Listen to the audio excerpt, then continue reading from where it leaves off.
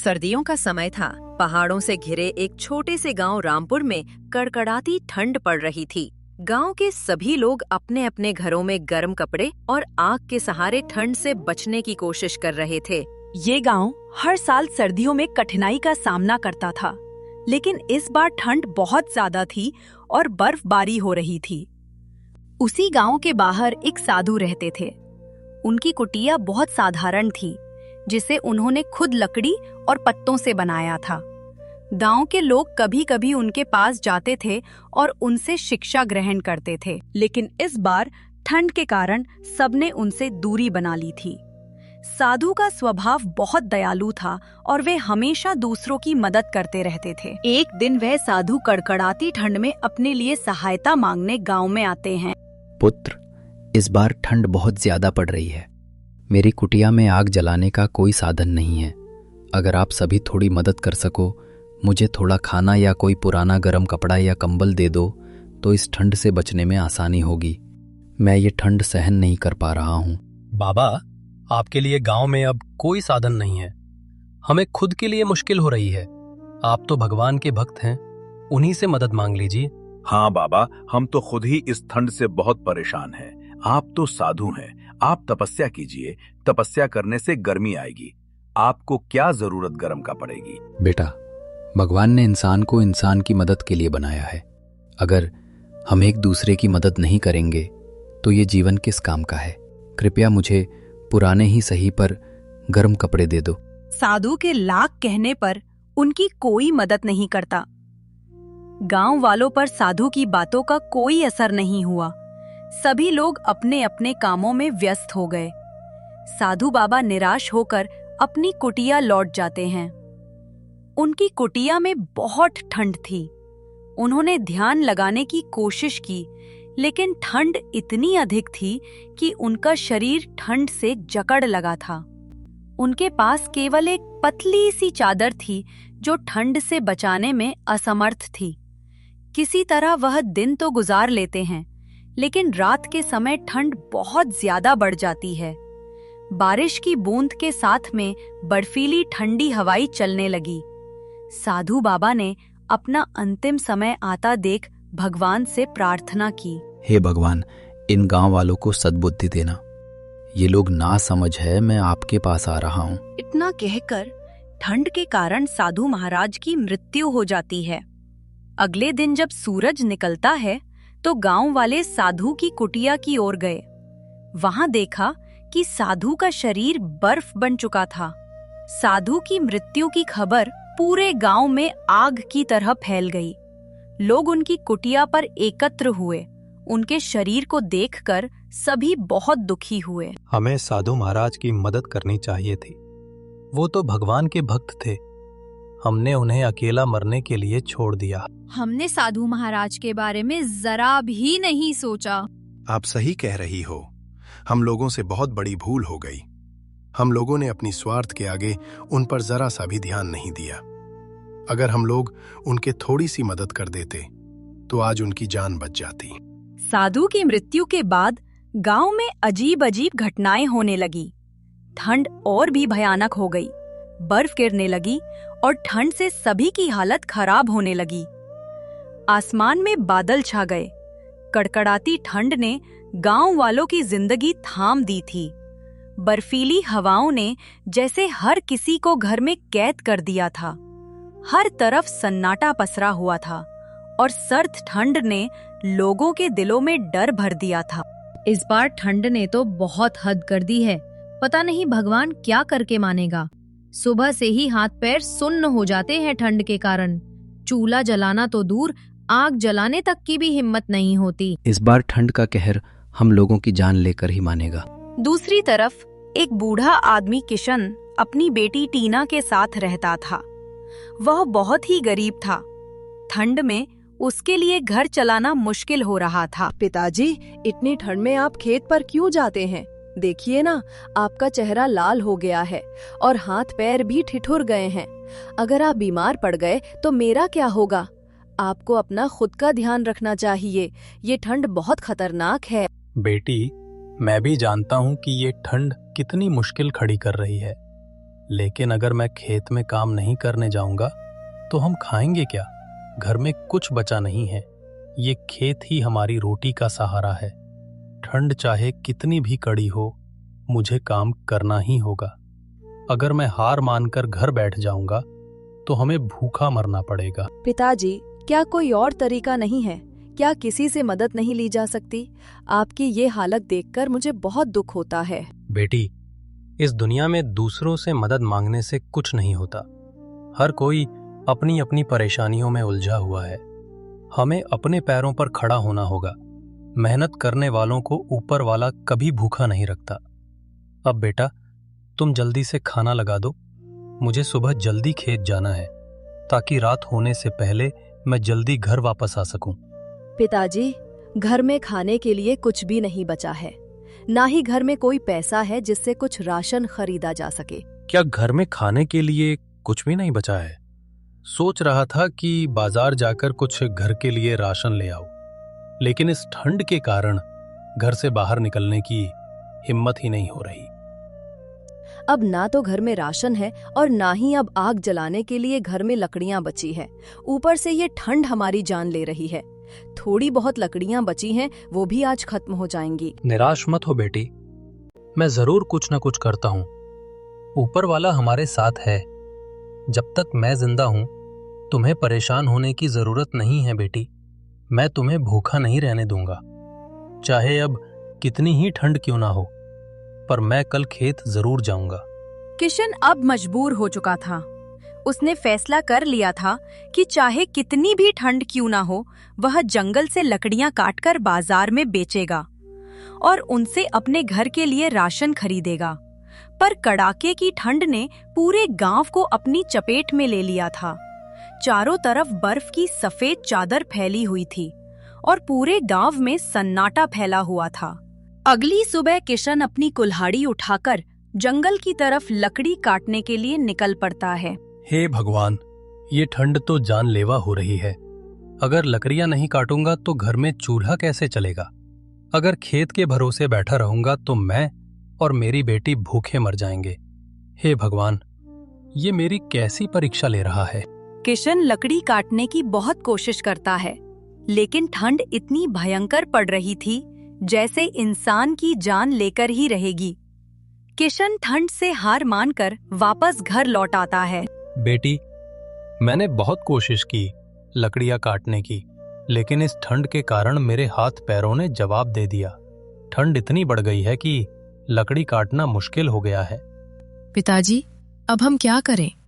बेटी, मैं एक काम करता हूँ। मैं सेठ मोहन राम से कुछ पैसे उधार ले आता हूँ। पिताजी, क्या आप उस आदमी को नहीं जानते? वो आदमी तो बहुत ही दुष्ट है। ऊंचे ब्याज पर लोगों को पैसे उधार देकर उनके खेत और मकान को हड़प लेता है। बेटी, मैं जानता हूँ, लेकिन हमारे पास और कोई दूसरा रास्ता भी नहीं है। कुछ पैसे उधार लेने के लिए किशन मजबूरी में सेठ मोहन राम के पास गया और कहा, मुझे कुछ पैसे उधार चाहिए। मेरे घर में खाने के लिए राशन बिल्कुल भी नहीं है। ठंड के कारण मेरे खेत की फसल भी बेकार हो गई है। तुम गांव वालों को और कुछ नजर नहीं आता जब मन किया मुंह उठाकर पैसे मांगने के लिए चले आते हो। सेठ जी, मैं बहुत मजबूर हूँ। अगर आपने मदद नहीं की तो मैं और मेरी बेटी भूख के कारण मर जाएंगे।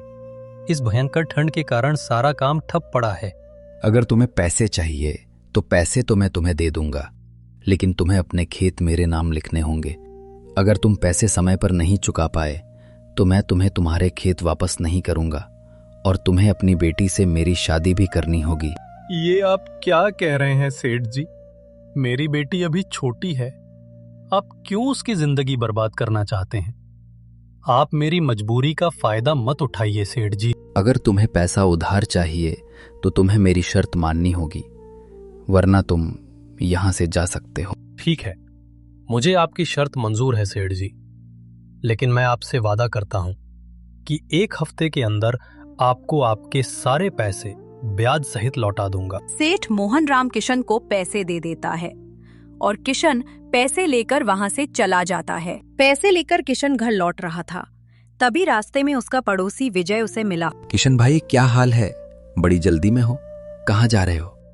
भाई क्या बताऊं, मैं बहुत परेशानी में हूं। घर में अनाज का एक दाना भी नहीं है।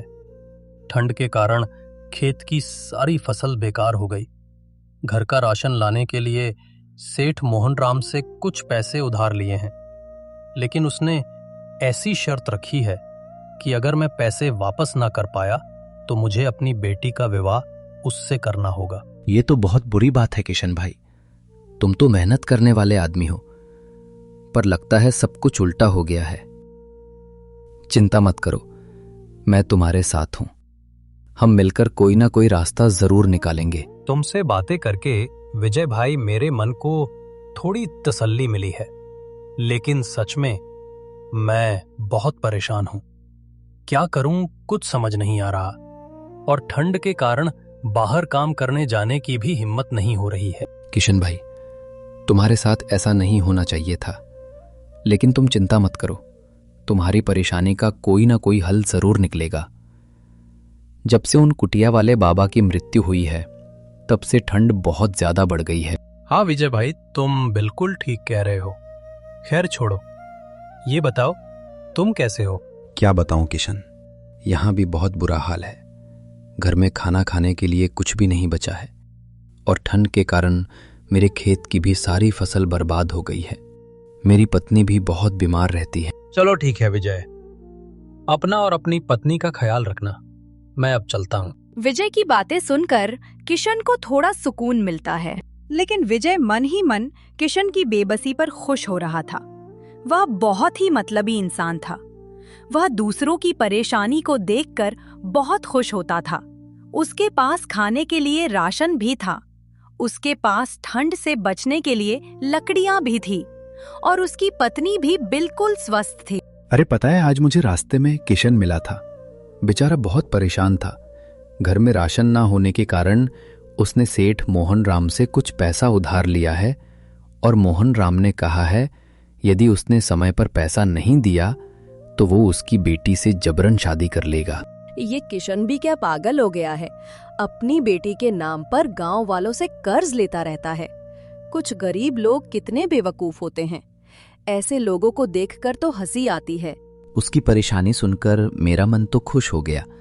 वो कह रहा था कि घर में खाने के लिए एक दाना भी नहीं है, आग जलाने के लिए लकड़ी भी नहीं है। अब सेठ मोहन राम का कर्जा कहां से चुकाएगा? सच में ये किशन तो पूरी तरह फंस गया है। उसकी हालत के बारे में सोचकर तो मुझे बहुत हंसी आ रही है। अब उसकी बेटी का क्या होगा? अगर सेठ मोहन राम के साथ उसकी बेटी की शादी हो गई तो उसकी बेटी की तो जिंदगी खराब हो जाएगी। तुम सही कह रही हो। अब देखता हूं कि वो कैसे अपने पैसे चुकाएगा। उसकी बेटी का विवाह अब सेठ मोहन राम से होना तय ही है। मोहन और उसकी पत्नी राधा किशन की परेशानियों पर मन ही मन खुश हो रहे थे। वे सोच रहे थे कि किशन और उसकी बेटी की जिंदगी को वो कैसे और ज्यादा मुश्किलों में डाल सकते हैं। अगले दिन किशन लकड़ियां काटने जंगल जाता है। जंगल में उसे एक बाबा मिले जो एक बड़े पत्थर के नीचे दबे हुए थे। मेरी मदद करो, ये पत्थर बहुत भारी है। अगर तुमने मेरी मदद नहीं की तो इस पत्थर के नीचे दबकर मेरी मृत्यु हो जाएगी। किशन ने तुरंत पत्थर हटाने की कोशिश की और बाबा को बाहर निकाला। आज तुमने मेरी जान बचाई है। अगर तुमने आकर मेरी मदद ना की होती तो शायद आज मैं यही दम तोड़ देता। भगवान तुझे हमेशा खुश रखे। बाबा, ये तो मेरा फर्ज था, लेकिन आप यहाँ इस हाल में कैसे फंस गए? मैं जंगल में कुछ जड़ी बूटियां लेने आया था। ठंड का मौसम है और लोग बीमार हो रहे हैं। अचानक ये भारी पत्थर गिर पड़ा और मैं इसके नीचे दब गया। मुझे लगा कि मेरी जिंदगी यहीं खत्म हो जाएगी, लेकिन भगवान ने तुम्हें मेरी मदद के लिए भेज दिया। बाबा, आप कहाँ रहते हैं? आपको इससे पहले यहाँ कभी देखा नहीं है। कुछ समय पहले मैं तुम्हारे गांव में आया था। मेरे पास सर्दी से बचने के लिए कोई कपड़े नहीं थे। मैंने तुम्हारे गांव में मदद मांगी, लेकिन किसी ने मेरी मदद नहीं की। ठंड के कारण मेरी मृत्यु हो गई। तब से मेरी आत्मा यहां भटक रही है।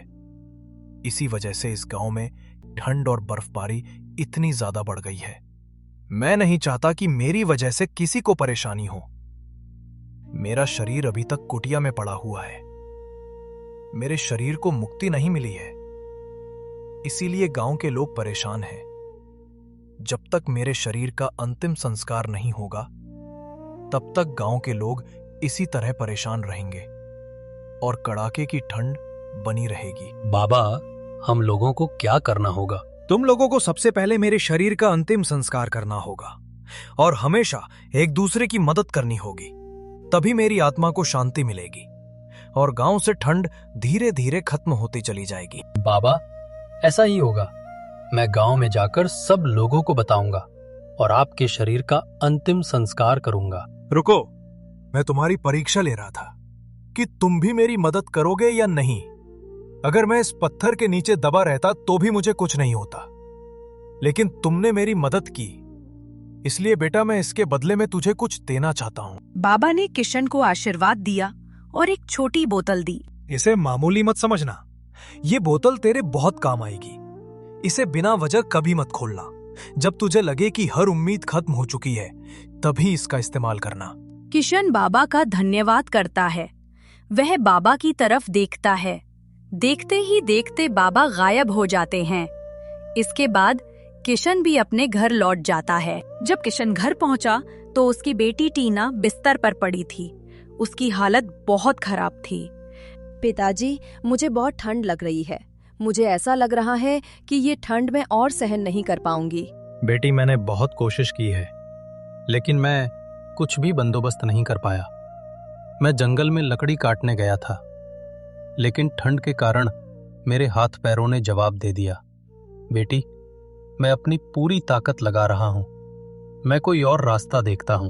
इतने में ही वहां पर सेठ मोहन राम आ जाता है। किशन, क्या तुम भूल गए? 1 हफ्ते का समय पूरा हो चुका है।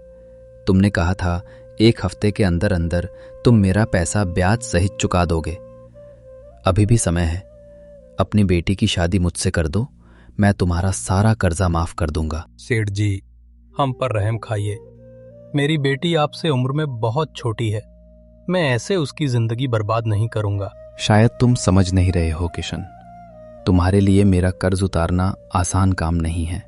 मैं तुमसे दोबारा कह रहा हूं, अगर तुम अपनी बेटी की शादी मुझसे कर दोगे तो मैं तुम्हारे खेत भी तुम्हें वापस कर दूंगा और तुम्हारा सारा कर्जा भी माफ कर दूंगा। चाहे कुछ भी हो जाए, मैं अपनी बेटी की शादी तुम जैसे दुष्ट आदमी के साथ बिल्कुल नहीं करूंगा। तो ठीक है किशन, मैं भी अब देखता हूं तुम खुद को और अपनी बेटी को मुझसे कैसे बचाते हो। इतना कहकर सेठ मोहन राम गुस्से में वापस चला जाता है। पिताजी, आप परेशान मत होइए। मैं आपको ऐसे परेशान नहीं देख सकती। आप एक काम कीजिए, मेरी शादी सेठ मोहन राम से कर दीजिए। मेरा क्या है, मैं अपनी जिंदगी जैसे तैसे गुजार लूंगी, लेकिन कम से कम आप इस कर्ज के बोझ से तो मुक्त हो जाएंगे। अपनी बेटी की बातें सुनकर किशन मायूस हो जाता है और गुस्से में चिल्लाता है, हे भगवान, कोई तो मेरी मदद करो, कोई तो मुझे इस परेशानी से निकालो।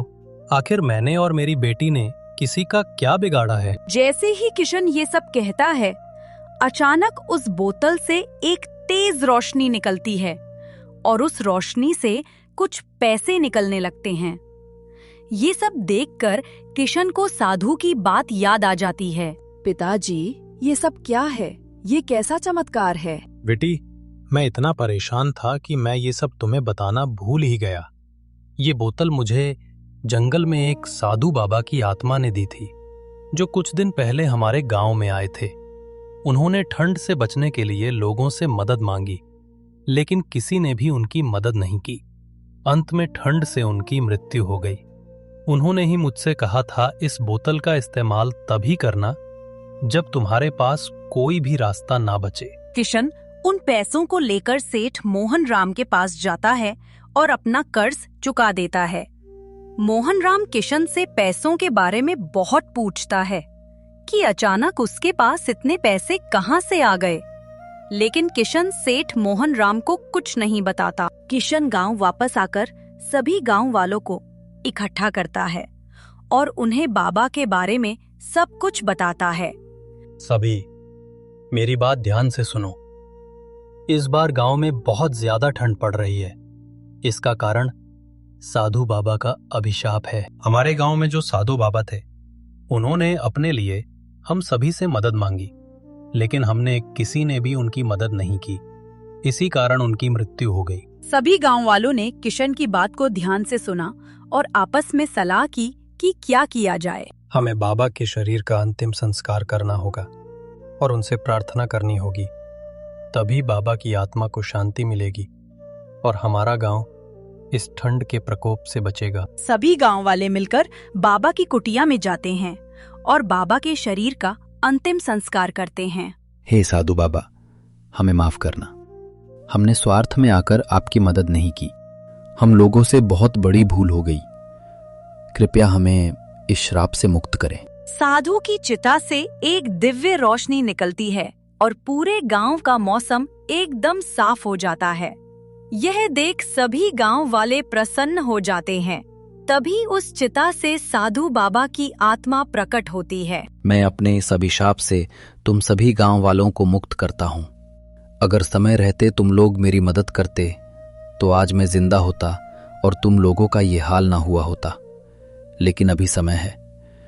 हर जरूरतमंद की सहायता करना इंसान ही इंसान के काम आता है और जरूरतमंदों की सहायता करना हमारा पहला कर्तव्य है। बाबा, हम वचन देते हैं कि अब से हम सभी हर जरूरतमंद की मदद करेंगे। इतना सुनकर साधु बाबा की आत्मा सभी गांव वालों को आशीर्वाद देती है। साधु बाबा के आशीर्वाद के बाद ठंड धीरे धीरे कम होने लगती है। लोगों के चेहरे पर मुस्कान लौट आती है। सभी गांव वाले मिलकर यह निश्चय करते हैं कि वह हर जरूरतमंद की सहायता करेंगे और किसी को भी ऐसे ठंड से नहीं मरने देंगे।